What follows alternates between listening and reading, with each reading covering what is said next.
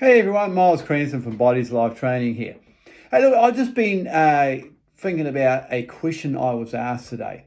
And it's a very good question, especially since we're currently in lockdown looking for ways to keep ourselves fit and healthy and not to carry too much excess body fat. And the question was from one of my clients, is running better for me or is walking better for me?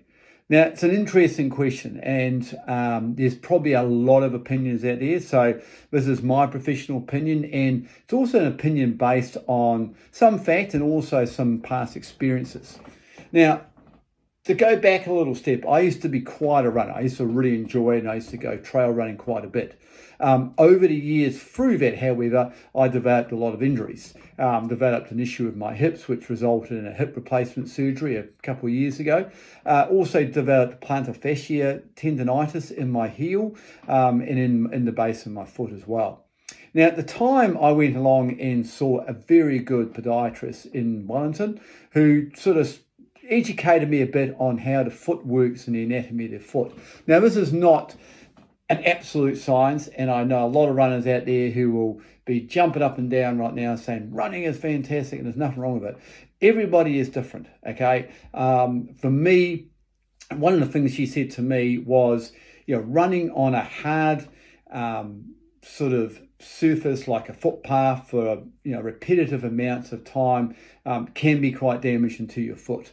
If you imagine your foot, your heel is hitting that surface time and time and time again, it can be quite damaging, especially if there is something in your technique which is not fantastic either. You might sort of have your toes slightly turned in or turned out. You might have a slightly different gait, which is the step in your stride, and also definitely what sort of shoes you're wearing can make a big difference as well.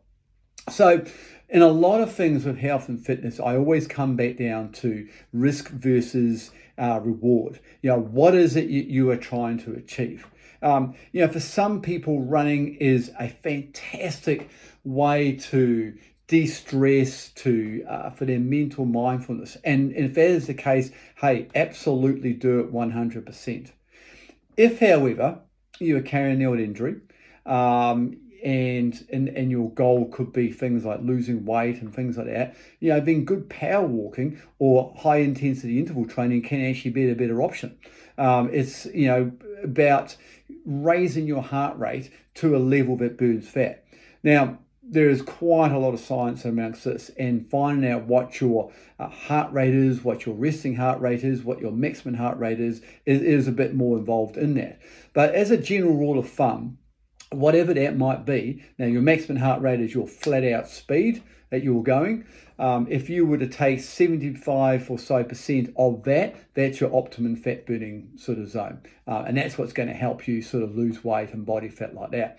So simply, just raising that heart rate up a bit can actually achieve the same thing. Now you can do this with, like I said, high intensity interval training, things like, body weight squats and lunges and burpees and star jumps, all these different things are designed to get your heart rate up and to sort of bring it back down again. So going through that in a cycle, okay? It's safe. It's not going to cause you any harm. It's not going to do any damage to your joints, and you're going to burn fat. So that is sort of the best way I can think of to actually burn some body fat. Now, in saying that, running can be really, really good. If your goal is to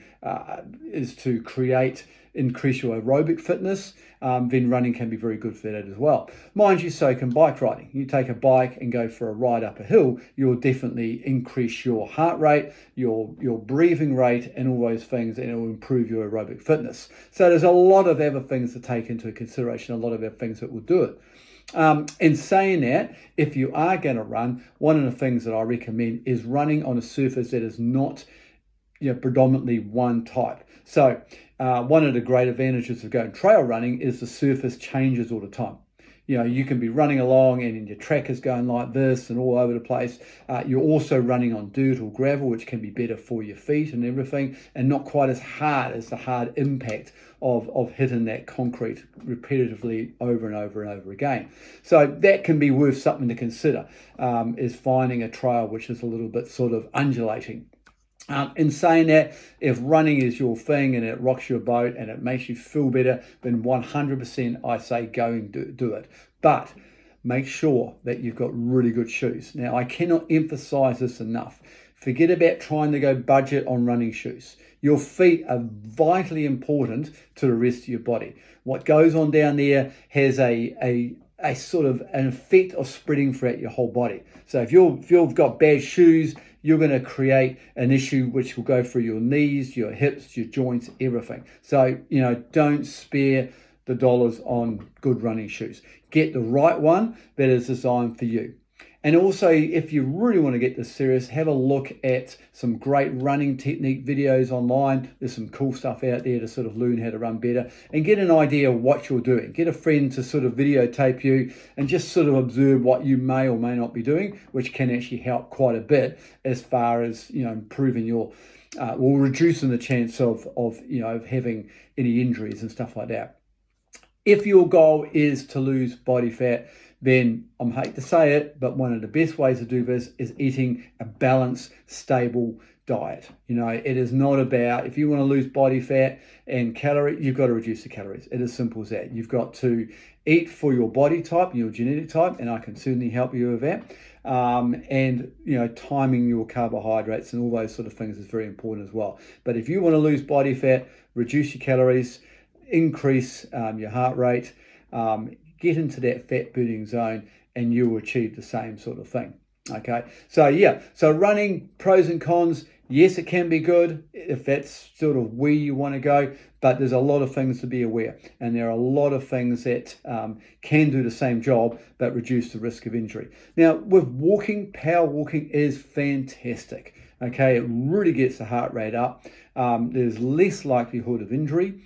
You can take the dog for a walk. You can do it in the fresh air. You don't need anywhere. Literally just walk around the block as we're currently in lockdown, and it can be really, really good. So my recommendation is, if you are looking to lose some weight, reduce your calories. Number one.